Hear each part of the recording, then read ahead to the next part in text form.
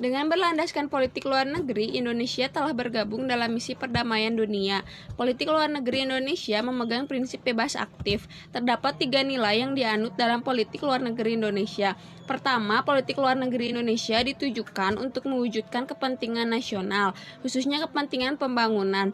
Kedua, politik luar negeri Indonesia ditujukan untuk menegaskan kembali bahwa Indonesia memegang prinsip bebas di wilayah Asia Tenggara, sekaligus meningkatkan kemampuan dalam pembangunan nasional. Politik luar negeri Indonesia memegang prinsip bebas aktif. Sementara aktif berarti Indonesia bersifat aktif dalam menjalankan kebijakan luar negerinya. Konsep bebas aktif berlandaskan pada Pancasila yang juga tercantum dalam pembukaan Undang-Undang Dasar 1945. Oleh karena itu, dalam melaksanakan hubungan luar negeri, Indonesia perlu berpijak pada nilai-nilai Pancasila. Nilai-nilai tersebut diantaranya ketuhanan, kemanusiaan, persatuan, demokrasi, dan keadilan. Ketentuan tersebut dijadikan sebagai dasar pelaksanaan politik luar negeri Indonesia yang terbagi menjadi 4 alinea. Alinea pertama, Indonesia anti kolonialisme dan berupaya untuk menghapuskan setiap penjajahan. Alinea kedua, perjuangan bangsa Indonesia ditujukan untuk mewujudkan kemerdekaan, persatuan, kedaulatan, dan keadilan. Dengan mewujudkan hal-hal tersebut, maka Indonesia dapat dikatakan mengembangkan hubungan antara bangsa. Alinea ketiga, bangsa Indonesia meyakini bahwa saling tolong-menolong antar bangsa mampu mewujudkan kemerdekaan bangsa. Alinea keempat, terdapat 2 tujuan yang sifatnya internal dan eksternal. Tujuan internal diantaranya melindungi segenap bangsa dan tumpah darah Indonesia. Kemudian, memajukan kesejahteraan umum dan mencerdaskan kehidupan bangsa. Sementara tujuan eksternal yaitu melaksanakan ketertiban dunia. Lalu apa saja peran Indonesia dalam menciptakan perdamaian dunia? Sebagai langkah dalam mewujudkan perdamaian dunia, maka Indonesia terlibat organisasi dunia, yaitu 1. Perserikatan Bangsa-Bangsa atau PBB. Indonesia bergabung dengan PBB pada tanggal 28 September 1950. Bangsa terkait situasi sehubungan dengan implementasi deklarasi. Deklarasi tersebut berisi tentang upaya kemerdekaan bangsa yang terjajah. Sikap Indonesia berikutnya adalah meminta kepada Komite 24 untuk membuat sebuah rekomendasi yang konkret pada tanggal 20 Desember 1971. Sikap Indonesia tersebut tercatat dalam Piagam PBB nomor 2909. Rekomendasi tersebut mampu membantu Dewan Keamanan dalam upaya pertimbangan yang tepat sehubungan dengan wilayah penjajahan. Tidak hanya itu, Indonesia juga terlibat dalam gerakan dekolonialisasi pada tanggal 20 November 1972. Sikap ini tercatat dalam Piagam PBB nomor 2909. Upaya lainnya yang menunjukkan bahwa Indonesia ingin sebuah lingkungan yang damai adalah dengan menerima Timor Timur menjadi bagian wilayah Indonesia. Hal tersebut diputuskan sebagai tanda penyelamatan Indonesia kepada Timor Timur yang sedang terjajah. Nomor 2, Konferensi Kolombo dan Konferensi Bogor. Konferensi Kolombo diselenggarakan pada April 1954, sementara Konferensi Bogor diselenggarakan pada Desember 1954. Pada Konferensi Kolombo, Indonesia mengusulkan untuk menyelenggarakan pertemuan antara negara-negara merdeka di Asia dan Afrika. Pertemuan tersebut mengusung tujuan ganda. Tujuan pertama, meredakan ketegangan yang ditimbulkan oleh Perang Dingin. Tujuan kedua, meningkatkan perjuangan melawan penjajahan.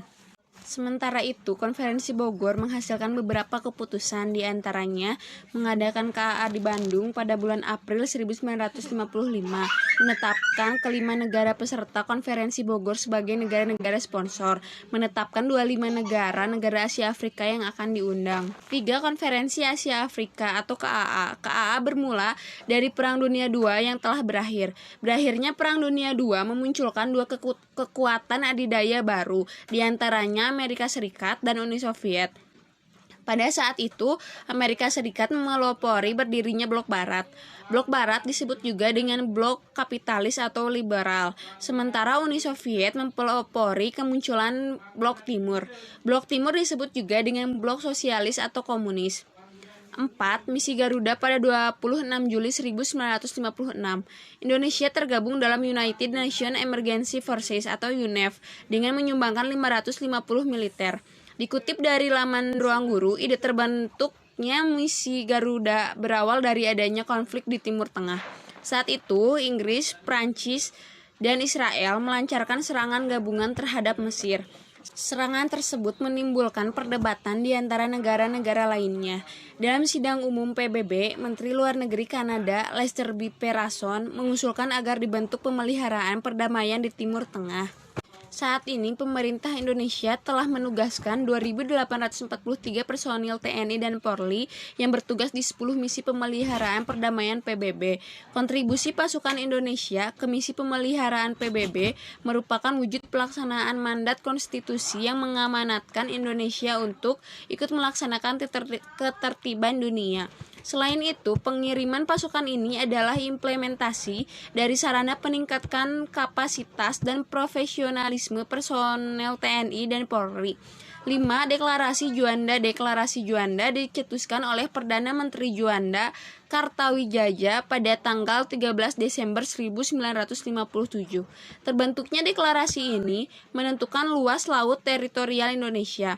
Ide pembentukan deklarasi Juanda adalah tuntutan pimpinan Departemen Pertahanan Keamanan Republik Indonesia tahun 1956 yang merasa hukum laut Indonesia saat itu yang berdasarkan Ordonansi Laut dan Daerah Maritim tahun 1939 dari Belanda tidak menguntungkan kepentingan wilayah Indonesia. Kerugian yang dibuat dari adanya kebijakan tersebut adalah kapal-kapal asing masuk ke wilayah Indonesia dan mengambil sumber dayanya dengan bebas. Akhirnya melalui deklarasi Juanda dinyatakan bahwa laut teritorial Indonesia berjarak 12 mil laut diukur dari garis-garis dasar yang menghubungkan titik terluar dari pulau terluar. Deklarasi Juanda kemudian dikukuhkan melalui Perpu nomor 4 tahun 1960 dan melahirkan konsep wawasan Nusantara. Pengakuan keputusan deklarasi Juanda diperjuangkan melalui Konvensi Hukum Laut atau lebih dikenal dengan United Nations Convention on the Law of the Sea atau UNCLOS dan melahirkan konsep wawasan Nusantara. Pengakuan keputusan deklarasi Juanda diperjuangkan melalui Konvensi Hukum Laut atau lebih dikenal dengan United Nations Convention on the Law of the Sea atau UNCLOS yang diadakan oleh PBB.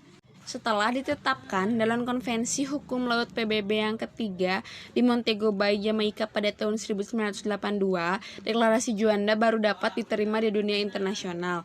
Berdasarkan hasil konvensi tersebut, Indonesia diakui sebagai negara dengan asas negara kepulauan. Berikutnya, Malaysia, Filipina, dan Indonesia atau MAPILINDO. Tidak hanya kerjasama lintas benua, Indonesia juga mengembangkan kerjasama yang sifatnya regional.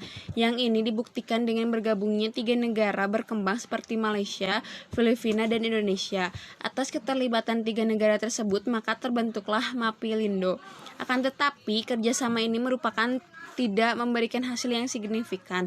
Nomor berikutnya yaitu Penghimpunan Bangsa-Bangsa Asia Tenggara atau Association of South Asia National atau biasa disebut ASEAN.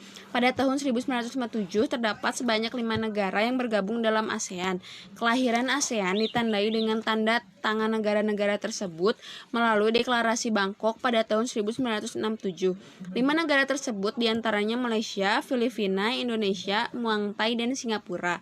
Seiring berjalannya waktu, 17 tahun kemudian Brunei bergabung menjadi anggota. Peran Indonesia dalam perdamaian dunia berikutnya yaitu Jakarta Informal Meeting atau JIM.